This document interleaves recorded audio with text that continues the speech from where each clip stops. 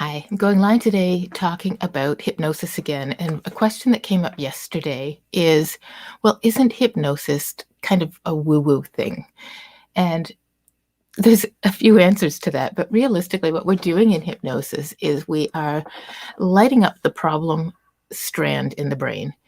Everything that we do, everything that we remember, everything that we think is firing off neurons in the brain and firing them off on familiar pathways. So habituated thinking, it's that same path that is firing. You see a trigger, it makes you think something, and it just runs automatically, often beneath your awareness. And we can modify those thoughts, which sounds a little bit scary, except that we're always changing how we think. We bring in new information, we reconsider, and we change how we think about something. With hypnosis, we just do it intentionally, deliberately, and with a process that works. So all hypnosis is lighting up that strand in the brain where the problem resides. Maybe the problem is the belief that sales is yucky or that sales is manipulative. We light up the problem, then you step out of the problem, dissociate from it so that you can look at it. Get some new resources, some new meaning, some new context, some reframing, and then step back into it with the new resources to collapse the problem. This happens at a brain physiology level. In order to do this work at that scientific level, we need to engage in imagination or altered state or a combination of the two. We can use our imagination to get into this altered state of hypnosis. You've been in trance many, many times. If you've ever driven home and arrived in your driveway and thought to yourself, how on earth did I get here? You've driven it so many times that your conscious mind could just go off and wander and do something else while your unconscious mind drove you home. You were in trance. If you've ever been immersed in a book, you've been in trance. If you've ever been to a movie and suspended disbelief so that you could enjoy the movie, that's a trance. So that trance is the state that we alter into with hypnosis. How it becomes hypnosis is when we do so for a purpose. So you've identified a new behavior, a new result, a new belief that you would like to have, and you choose to create that in this altered state of hypnosis, which is a very resourceful state in which you are focused, hyper-focused, internally, suspending your disbelief or your critical faculty so that you can carry something out on purpose. Didn't close Outlook. Hold on. Let's quit Outlook. There we go. Now, people wonder, am I going to have to quack like a duck? Are you going to manipulate me? Are you going to be controlling me? And in fact, all hypnosis is self-hypnosis. So no, of course not. What we're actually looking for in hypnosis is, what is it specifically, that belief that you have, that thing that you're doing? How do you know where that's stored in your brain? And there'll be a phrase, a picture, a feeling all tied into that strand that we're going to light up and change. You only need to go into a light trance to make those changes. And while you're there, we use the words that you were expressing. I think sales is sleazy. Sales is sleazy is stored in your brain in a certain way with a movie, the sense of what it is, all your beliefs that are wrapped around it. So we light that up, that sales is sleazy part of your brain. And then we, using the ability of your unconscious mind, ask, where did that belief come from and what is actually true? Because we aren't removing truth during hypnosis. We are removing the lie that's getting in the way of the truth. So just as I told you during our 7-day challenge that you are confident and bold, that is your natural state of being, anything that's getting in the way of that is the lie. When I'm working with you with hypnosis, we are actually just working on how you're storing that information in your brain and then repatterning it together. You are in a state of trance, much like a movie. where I might eat all your popcorn in a movie and you might not notice. It's that level of trance. But I did not steal your shirt, run screaming, set on the theater on fire. You would be aware of and prevent all those things. In a state of hypnosis, you are choosing what you're comfortable with. And anything that isn't uncomfortable, you'll either come out of the trance or you'll just say no and not participate.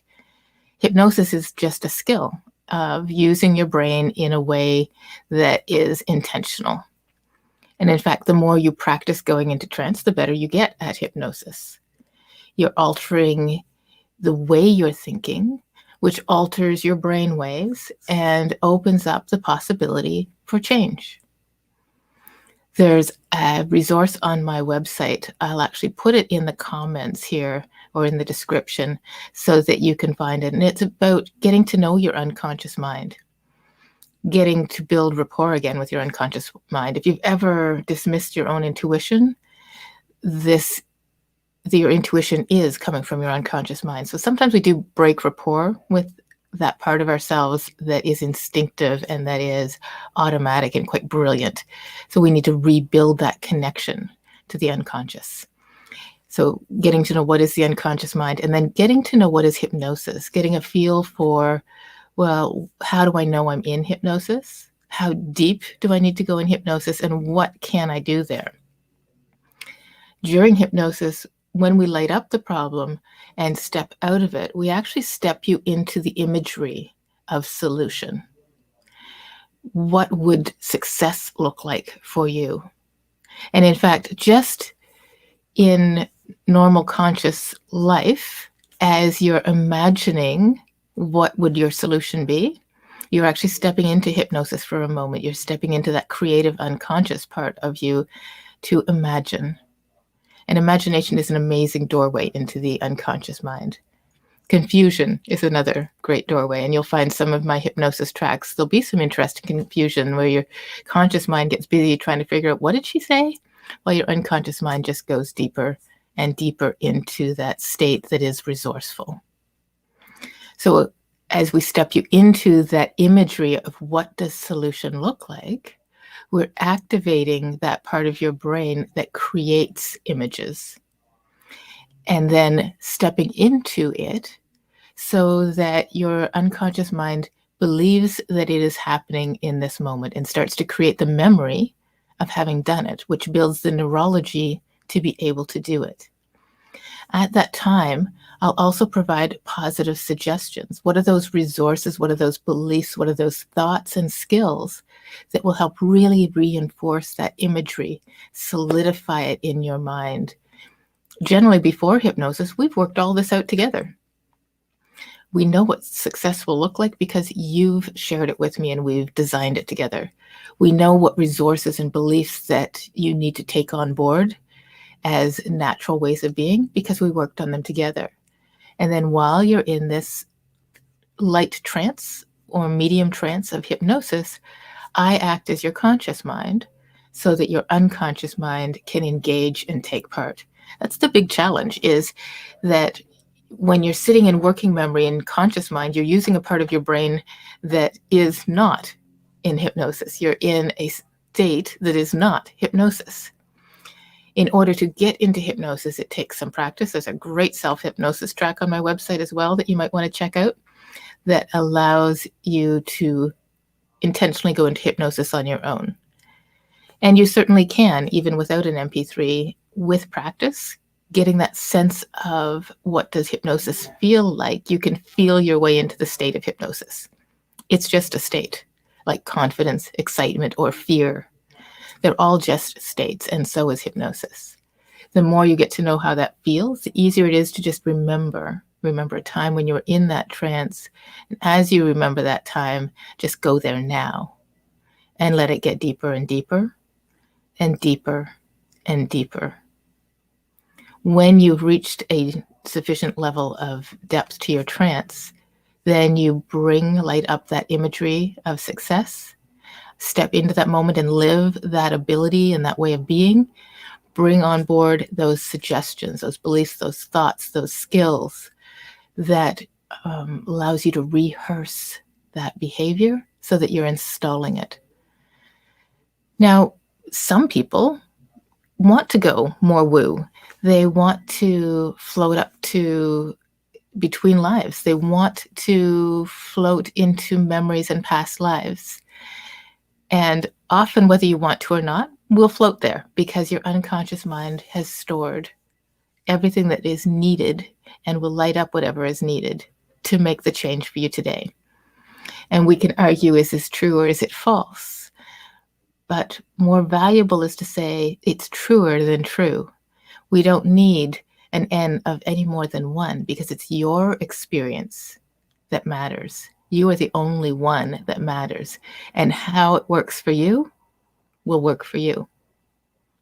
Does that make sense? Your unconscious mind did all of the storing of all the memories, created all the beliefs, created all the behaviors and the strategies that you're running. So when we engage together, because you're ready to be confident, be bold, be empowered, feel joy and happiness, and create a life of meaning and purpose, it's your unconscious mind that we're working with. So how you stored it tells us how to repattern it. And we just work on that together. It can be a very handy way to go into hypnosis if there is a particular way that you like to. It is not a magic spell that can be broken. It's a natural skill set. And we'll figure that out together. You'll find that some of the resources on my site at mindfulentrepreneur.ca will also lead you through some of that process to discover what works for you. There's certain ways that you will like to go into hypnosis, or an induction, as we call it, that will work for you. For some people, it's just progressive muscle relaxation. For others, it is imagining you're on a beach, imagining you're in a hammock, just swaying back and forth. For others, it's just a decision where all you need is, okay, now is the time to get some work done. Go into that resource state of hypnosis. Go deeper and deeper. Close your eyes, close them down, allow them to seal shut for this work so that they don't even work anymore. You could try to open them and notice that they do not. And then go deeper and deeper and deeper and deeper. Intentionally using and deciding to go into hypnosis. It isn't a trick. If you tell me you cannot hypnotize me, of course I can't. I wouldn't. Because all hypnosis is self-hypnosis. And if you've decided you cannot be hypnotized, then you cannot. If you decide it is a skill that you want to learn, then it is a skill that you can practice, and you will get stronger and more powerful with it in time. You'll also find that all of the other skills, like being able to visualize, will get stronger. So if you've been like, I can't use this because I can't visualize, or I can't allow myself to imagine or be absorbed, with practice, you get better at it. Anything that you can visualize, your unconscious mind can make happen. You don't need to know the science of how your body creates enzymes for your unconscious mind to produce the enzymes that you need to digest certain foods.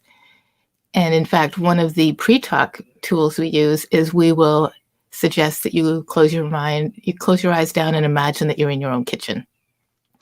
And as you're in that state, and again, we're not hypnotized, right? Imagine that you can walk across to your refrigerator, open the door of the refrigerator, and pull out one beautiful yellow juicy lemon. And you may notice, even as I say that, you're like, lemon, and you start creating saliva.